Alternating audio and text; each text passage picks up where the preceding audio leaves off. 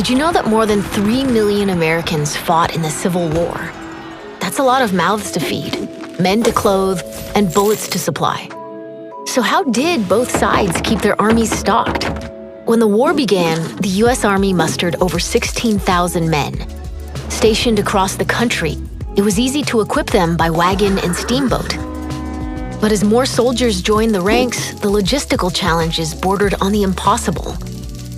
Central to the problem was the railroad systems that had been created between 1830 and 1860. On the eve of the war, there were almost 21,000 miles of track in the north, compared to roughly 9,000 in the south. To increase the North's obvious advantage, Congress passed laws to speed up the expansion of the rail network. Northern industry churned out massive amounts of high-tech, high-quality military equipment.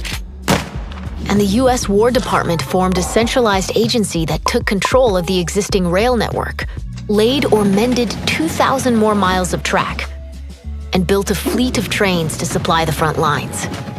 The Confederates, on the other hand, gave control of their rail networks to private companies, with varying degrees of success.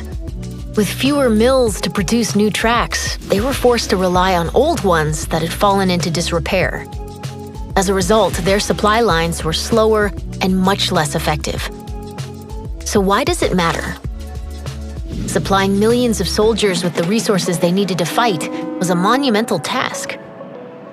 How can different logistical strategies influence the way wars are fought?